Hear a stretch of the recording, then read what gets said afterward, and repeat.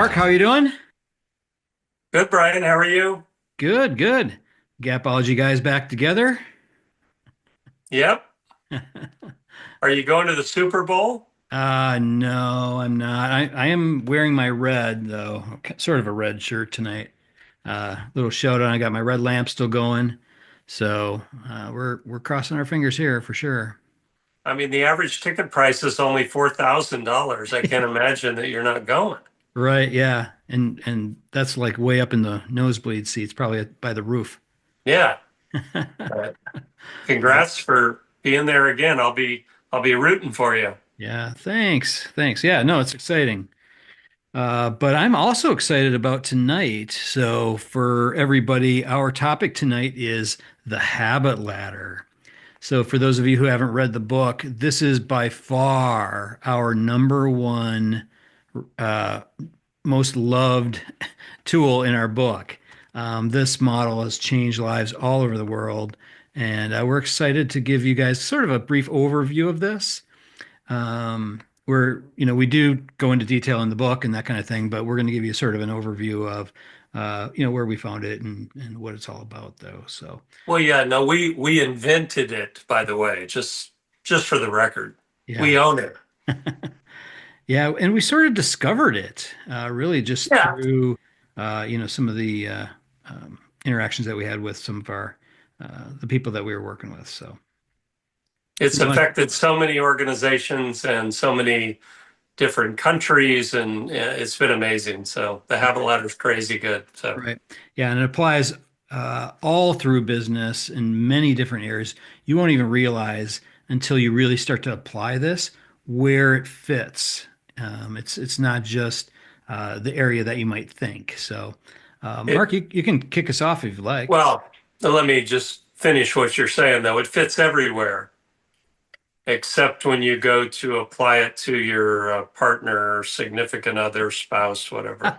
That does not work. Yeah, yeah, We've that's true. we Yeah. both experienced that, so do not go there. But if Right. you happen to manage a team or you happen to be a leader, oh my God, it will work like crazy. So in our Gapology research, we found that most training isn't effective.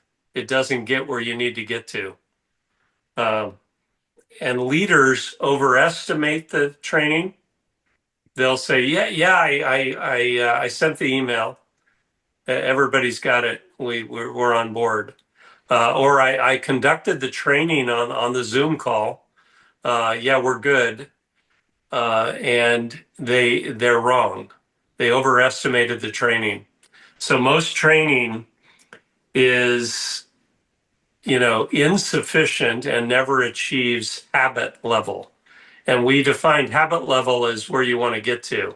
It means that training becomes a skill, a competency, and that the team can really do it and they understand it, and it it it changes everything. And often a training is a new process or a change to a process. It's a rollout, and the leaders are responsible.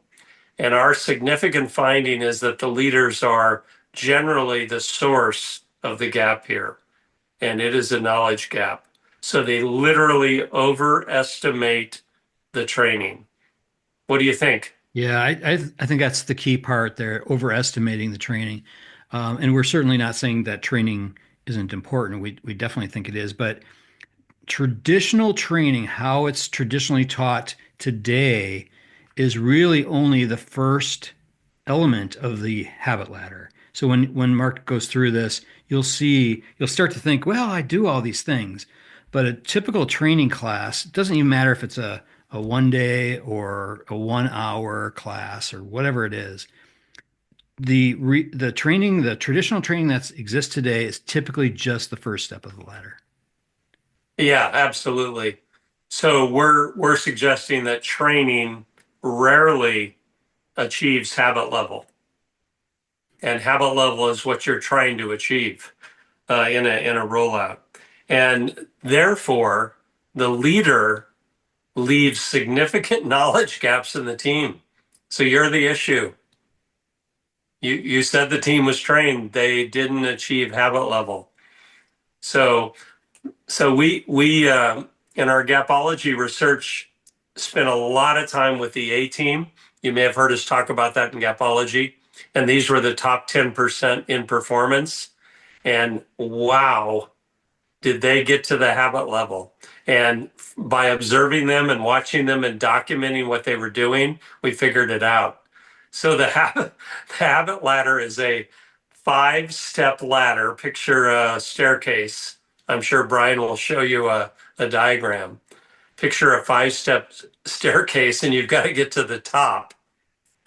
Yet most training never leaves the first step. And and therein lies the issue. And you as a leader are the issue. You haven't figured that part out. Yeah. But once you grasp the habit ladder, you can accomplish things you would have never dreamed of. And Yeah. it is simple. And that, that's what I would tell you. What do you think, Brian? Yeah. Yeah. Oh, definitely. I think the big evidence is if you look at your team and you feel like the training wasn't sustained, so they're not putting into practice the things that you trained, or if you ever are tempted to solve some sort of issue with your company by going back to training and retraining, recertifying, any of those words, going back and doing it again, the odds are is that you never got off that first rung of the habit ladder. Yeah, right, right. So, Brian, did you create that T-shirt for this?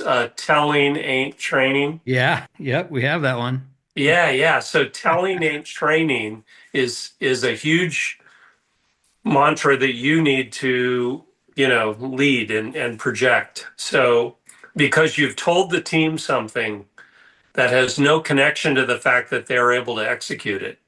So telling ain't training. So we estimate that there's at best a 50% retention of training.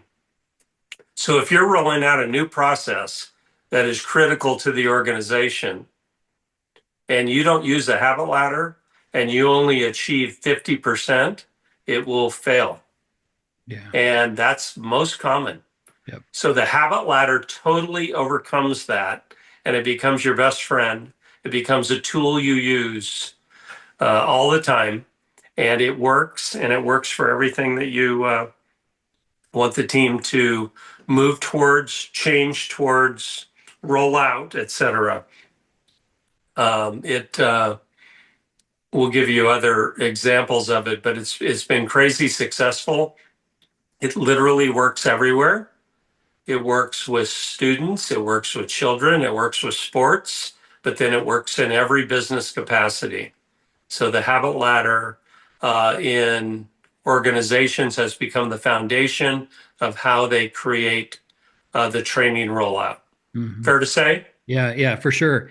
And training is one element of this, but as I mentioned earlier, you can apply it with any sort of new expectation that you're setting for your team members, some new project that they're doing, any of these kinds of things where somebody has to learn new skills, obtain a new knowledge, any of that. And Mark, so one of the things that I was looking at, I haven't even told you this. I was looking at, so I saw your note on the 50% retention. I've got that in my notes here.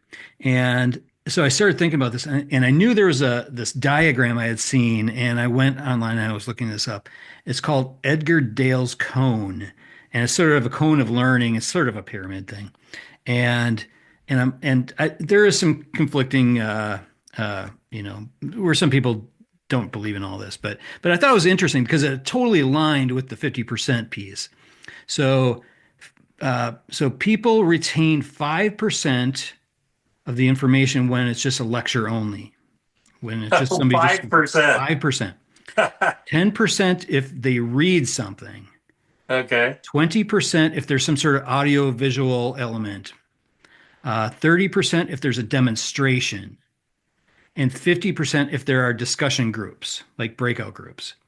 And I thought that's about what happens in a typical training class. You have those pieces. So you get to about 50% with doing role plays and breakout groups and so forth. Then you get to 75% by practicing by doing, and then 90% by actually learning it well enough that you can teach other people. So you have to almost get to that level where you can teach other people to really be able to retain the information. I thought it was interesting. Yeah, that's amazing. And the habit ladder gets there.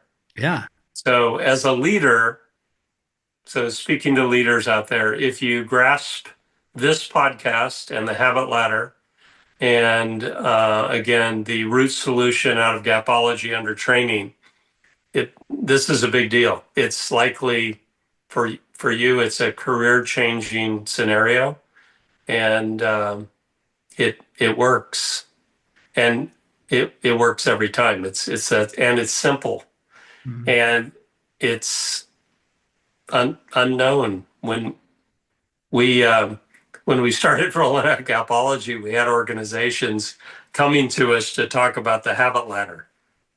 What are you talking about? Gapology? Oh, the habit ladder. Oh, the habit ladder. Yeah. That's what you. So the habit ladder became this huge hit, and we'll tell you more about that later. But it's something as a leader that you need to know and understand, and find some humility around, because often you are the gap, and if you are not using the habit ladder, you're the gap, Yeah. almost guaranteed. Yeah. So, and again, this A group, a group of performers that were, totally outperforming everyone else. When we documented what they were doing, it was pretty clear that without knowing each other, without having ever met, with living in different parts of the country, they actually were doing the habit ladder without even, really knowing it. So we captured it there, we documented it. So just picture a staircase, with 5 steps, and that's the habit ladder. And when you execute it, you can achieve things that others can't. Yep. Yeah, absolutely. And one thing that this does, it also creates kind of a habit in leaders once they start applying it, because they start to see their business through the lens of the habit ladder. So they'll start to repeat that same process for everything, not just the big trainings or the big rollouts. Yeah, absolutely. It works for smaller things. And you can ask yourself the question, do we need to be in our organization at a habit level in this process? If the answer is yes, you need to use the habit ladder. And the other deceptive thing that we found is that often your best performers won't necessarily get to habit first. They won't automatically get there. But when they get there, they're the best performers. So don't be deceived by who gets there first. Be be confident in the fact that when the team gets there, you totally execute and you rock. So first to the table isn't necessarily best. Yeah, totally. Totally. Well, would you like to walk us through the teachings of this? Yeah. Well, yeah. Let's walk through this. Dive So in. picture again a 5-step staircase. So the first step is communication. The new process, here it is. Let me tell you about it. And it's the rollout of this new process. Well, unfortunately, most training, whether it's a new process or something that they need to learn to do their role or whatever, ends right there. And the leaders assume that it's known, and they assume that it will be executed. And that's a incorrect assumption. So most on this 5-step ladder, most training ends at step 1, communication. Here it is. I conducted the Zoom call. Yeah. What? Why are you thinking it's not executed? I did the Zoom call, remember? Or I sent the email. I know they all got it. What are you talking about? We covered it in the meeting, remember? We covered it. Remember that segment I talked about for a few minutes there? So leaders assume that through their communication on a 5 step ladder, step one gets to step five. Sorry, you're the gap. What Yeah. do you think? Yeah, yeah. There's definitely varying levels of success here, effectiveness, and largely, I think it's really dependent upon the facilitator, the trainer, their skills, how well they observe the responses and the interactions of the team that's in the room. If you have a trainer that is maybe a newer trainer or they're very, sort of inexperienced or ineffective there. Even if they check that box and say we did deliver the training, that training's not going to be solid. So that communication piece is critical to really look at not just are you communicating it, but how are you communicating it? What is that process? And spending some time developing that out, planning all that out to ensure that people not only hear it, but understand it. That's a great point. So slow down in that communication process because we know it doesn't work. Give multimedia communication, go after it differently. But that's step one. And again, most leaders, we're not kidding, stop there. We're done. We got it. We rolled it out. Yep. And that's the big gap is that the habit ladder step one is considered to be step five and it's not. So Right. so step two, rarely executed. So leaders listen up. Step two is understanding that and verifying that the team got it. So depending on what you've done, you may have to test, you may have to have other means of verification, but you've got to know that the team understood step one, the training, the communication. And this is a rare event today. So understanding, verifying the understanding is a huge deal, and it begins to make the ladder come together. What do you have to add to that, Yeah. Brian? Yeah, I think understanding is an interesting one. Certainly, there are different learning styles that people have, and you have to sort of create this blended approach when you're teaching to ensure that you're tapping into everyone's learning style so that they're able to understand and grasp it. So that's the first part. The second part is, how do you verify it? So you can certainly do testing. One very popular thing is to do some sort of role play, interactive skill practice type of exercise where you can observe the performance of the other person that would indicate whether they are understanding what's being said, communicated, delivered. So I think looking at all those different elements can really help. One thing I will say is that a lot of people think role playing is one of our later steps that we'll talk about, um, but it's really drilled into this understanding level. Yeah, one of the things that we've done that's quite effective is after the communication of this new process that rolls out tomorrow, we simply, in a small group, go around the room and have them speak to it. And it's quite interesting because you do learn the level of understanding at that point. Yeah. And that has been incredibly effective. We verify, in essence, Mhm. that the group understood. So you have to tailor the verification process to the complexity of the of whatever you're training. And it is a misstep. It's an obvious step, but it is a misstep. And at least if you close the first two steps, effective communication, and then you verified that the team understood it, you are well ahead of most teams. Fair enough to say? Yeah. Oh, definitely. The interesting thing that you're sharing there, when we talk about meeting execution, we always talk about random recaps. Going around the room and just doing a random Random recap. recaps, if as a leader you're not doing that, It is an incredible tool to have. And every meeting you have, you should do random recaps where you simply turn it back to the group and have each person speak to what they learned. It Mhm. is amazingly insightful as to your level of communication and gap closure.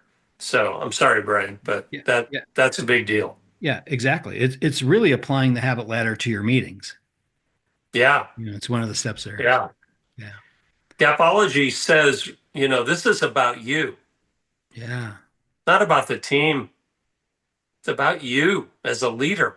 If you learn to be incredibly effective, everything changes. So, verification of understanding is critical. Don't assume otherwise. People learn differently. It's just different. It, they they learn in different ways. They learn in different time frames. Your verification of that has to be critical. So now we've hurdled step one and step two.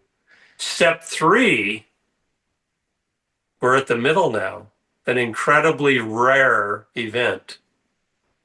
And that is for the leader to ask the team for their agreement to execute this new process, literally in front of their peer group, ideally. Are you on board? Are you in? You know, and you literally go around the room. It's a very powerful thing. You could change step three from agreement to commitment if you wanted to. It's the same thing. So it's not done. So you're asking for their commitment, their agreement to execute this new process. And Yeah. you literally, when you get them to commit in front of their peer group, it changes their behavior. So now we know that they know the process. We've verified their understanding of it, and now they've committed to it. They've agreed to do it. How powerful is that for you as a leader to have those three steps in place? What do you think, Brian? Yeah. Yeah. I love that. And when you said it's rare, it's extremely rare. It's rare. I've really only seen this done one time, kind of in the wild where I was a participant. Um, but it does create that connection to whatever you're teaching, whatever that activity is that you're asking for commitment around. One thing that you can do here too is ask the group how it aligns with the purpose, the expectations, the goals, the objectives. How does what we're teaching align with the things that are the most important in the organization? That's sort of sets the stage for people agreeing to things. That's They, wonderful. if they Yeah, can that's emotionally wonderful. connect to it. When you get the group, again, depending on the size of the group and the team that you manage, to get them to agree that this is part of our purpose, that this aligns with our purpose is powerful. Thank you for bringing that up, Brian. Sure. An incredibly powerful way to really close out step three. So now they know the process. You verified they understand it. And now they've agreed and committed to do it, and they know it aligns with the purpose. So steps one, two, and three we're not at the top of the ladder yet. Those have accomplished more than the training you were doing prior to that, from what we're telling you. They've accomplished dramatically more than where you were before. Most leaders, again, are stopping at step one. I sent the email. Didn't you get it, Brian? Right. Did you not read it? Yeah. Telling ain't training. So, telling ain't training, and so this is already game changing. We'll explain in a minute what that looks like. But steps one, two, and three are incredibly powerful. But step four is off the charts. Can I talk about that one? Yeah, absolutely. So we have found that people learn differently, and they learn at different time segments. And adults learn quite differently than very young people, et cetera. So it depends on who you're training. But Step four is to practice the new process, the new whatever it is, and get feedback on it. And practice and feedback and practice and feedback and practice and feedback. What we found here that's amazing is the greatest performers were often not the first ones to get there. But after they got there, they became the greatest performers. So you as a leader may underestimate or overestimate the team. You may think that the first one there is going to be the best. That is likely inaccurate. Often someone that gets there later could become the best at executing this new process. So again, you need everyone to have practice and feedback in whatever this process is. And again, this will vary by what you're doing and what you know organization you operate, etc. But practice and feedback are absolutely critical to ensure that we are going to achieve habit. Habit means that we do this routinely. We can do it in our sleep. It's what we do. We're great at it. You can't get there without practice and feedback, practice and feedback. If you don't give the feedback, you'll have members of the team doing it incorrectly and assuming it's correct and not getting feedback on it. So step four, practice and feedback, absolutely critical. And they really start bringing it home right here. What do you think? Yeah, the practice and feedback is the key to this entire thing, and it's the thing that's rarely enough money budgeted to this step as an organization. The money usually goes into this giant event, training event, rollout, whatever it is. A lot of money gets spent there, and I would highly caution to shift some of that money into how do you provide this practice and feedback. And the feedback element, I want to speak about that for a little bit. Ensure that you have a qualified coach, somebody that you've verified that they can execute at a high level. Oftentimes, we just stick them with somebody else on the team. Uh, Make sure that's somebody that's qualified. Validate those skills of the coach. And every single person needs a coach. Every single person needs somebody to provide this honest feedback to help them grow. You think about Michael Phelps, greatest swimmer of all time, right? He had a coach. It's like, what does he need to learn? He's already the greatest. He already has all these gold medals. Celine Dion, vocal coach. She has a vocal coach. Celine Dion, are you kidding me? It's like, the people who want to be the best, be world class, they have coaches. Yeah, we've seen in a number of organizations where they have created a group of mentors who uh, they don't there's no reporting structure between them and who they're coaching, but they're the best at a process, and they literally do the practice and feedback with other people in the organization that are new to the organization or that haven't mastered whatever that process is, and it's a game changer. So mentorship definitely can be used during the practice and feedback step four, and it's been incredibly effective. Yeah. Yeah. One of the organizations that we worked with, they hired us to help them create an ambassador, a Gapology ambassador program. Oh, that was awesome. Yeah. So now they have this whole group of qualified Gapology coaches that go out and provide Gapology training and feedback and so forth. So look at how you can roll something like that into your organization. So the fifth step and the top of the ladder is habit. You've achieved habit. Um, we were looking at it and it was amazing because when we got to habit, we realized that the action gap from Gapology was closed. Action gap's closed every time. So then we started looking back and we suddenly realized that the habit ladder was simply gapology. It was closing the knowledge gap, the importance gap, and the action gap. And that the knowledge gap was closed by the communication and the verification of understanding. Makes sense?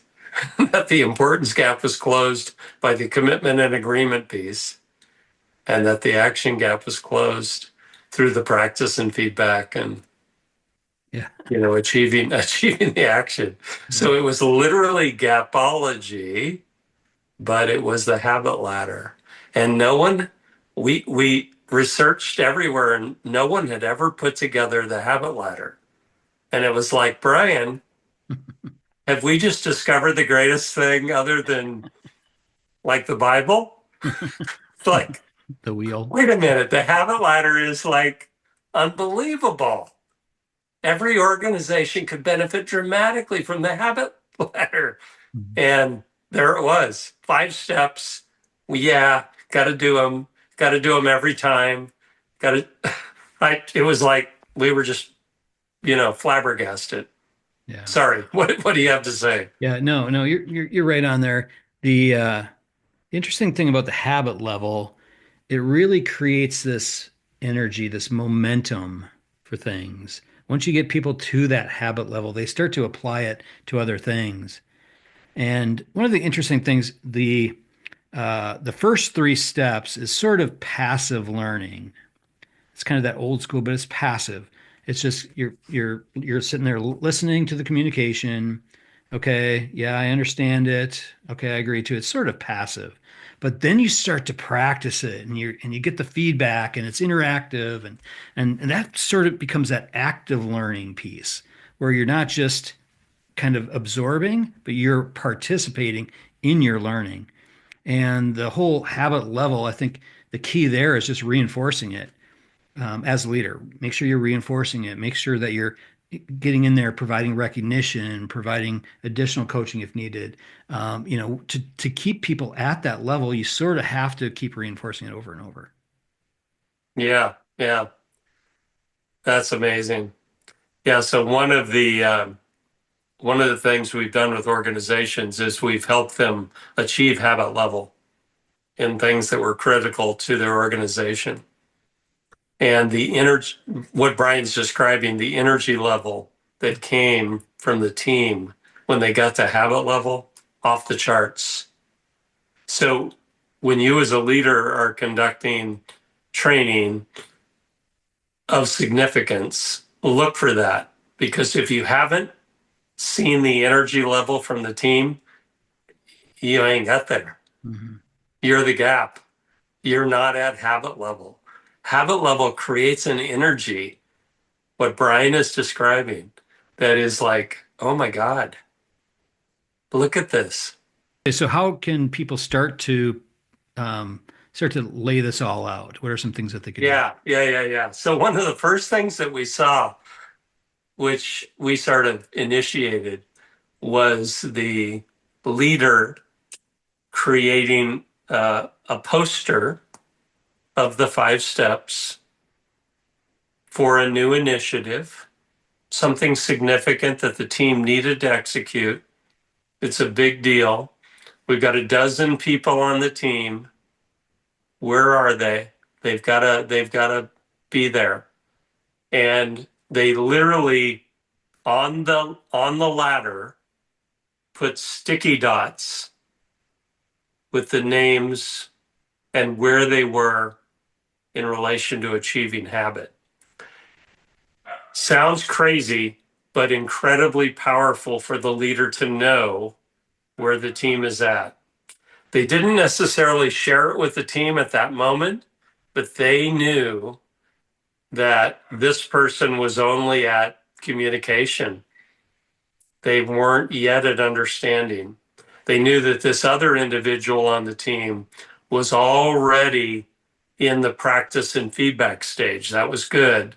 So when you roll out a new initiative, if you simply create a poster and put sticky dots on it, or you can do it electronically, it tells you where you're at and it helps you get everyone to the top step, level 5, habit level. And it sounds silly, but boy, does it work, because there are a group of people that will stay at the communication level at the bottom. They haven't totally grasped everything yet. They're not at understanding. They don't get to level 2 until they understand. Think about that. So they're at level 1. They still haven't got it. That doesn't mean they won't get there, but you've got to know that as a leader. So if you've got a major initiative you're rolling out, that's a great way to go after it. Yeah. What are your thoughts, Brian? Sorry for taking so long. Oh, no, you're fine.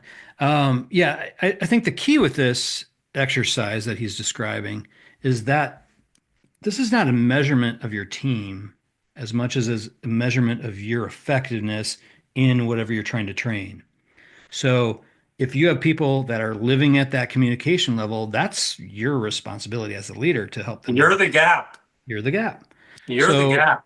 so That's why yeah, I wear that Gap t-shirt so often, as you know. yeah, yeah, I know where the gap is. right, right, yeah. It's in the mirror, right?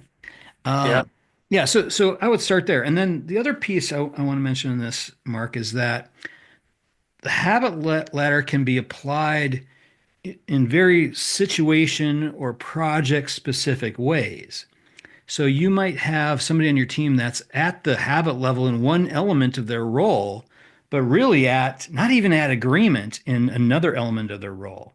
So that's why it's important to lay this out with the understanding of what are the most important priorities and expectations that I have for my team. And in those things, make sure that everyone's at that habit level. Start there. That's really the key, because otherwise you can start to kind of get lost in this. But really look at how you can apply it to create the most impact overall. Yeah. Well said. So we have seen on this poster I'm describing, we have seen leaders who brought the team together and they had them place their own sticky dot on the 5 steps for this new initiative. That was quite powerful as well. So they had to explain why they were at level 2 or 3 or 1. So that can work for you as well. So think about that. So anything to add to that? Well, I want to ask about an adjacent situation. I think you had a conversation today that had an example of this as well, which is Yeah. interesting. So I texted one of our Gapology partners who does some of our workshops. And I said, "Hey, we're doing the habit ladder tonight for our podcast. Do you have any feedback?" And he sent me a photo of his notes, and he was delayed in getting back to me because he was in the middle of a presentation with the national sales team for his organization, teaching them the habit ladder today. And I didn't know that. So, Yeah, so he viewed, and they're in the roofing industry. So he viewed in the roofing industry and all industries that the habit ladder was the most significant thing that the leaders needed to know. yeah, yeah. And didn't he teach it in Africa as well? So he he was part of a huge church that Hmm. taught pastors in Africa how to spread Christianity. And he would tell you that the habit ladder was the most significant thing other than the Bible that he taught. And it was how to spread Christianity and how to create habit level Christianity in Uganda and Kenya. And it was unbelievable. Hmm. We could do another podcast on that. Yeah, yeah. But Maybe we should. We should have him on the show actually.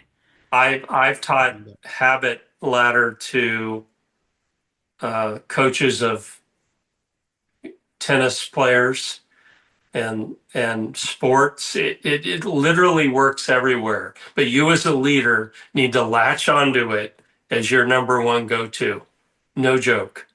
So within Gapology, under the root solution training is the habit ladder.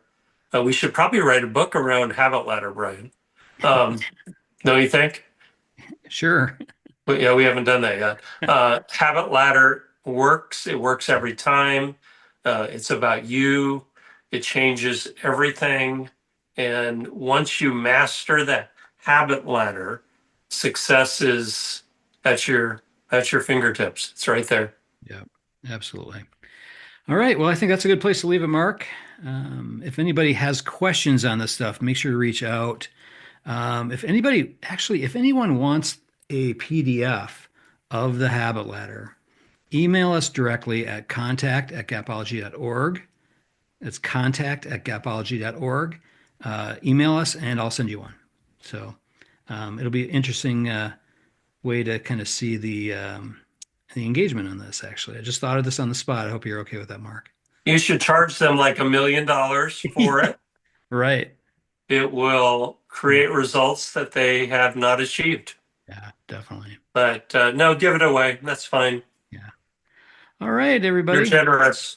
Yeah. All right, everybody. Have a fantastic rest of the night. Thanks, everybody. Talk to you all soon.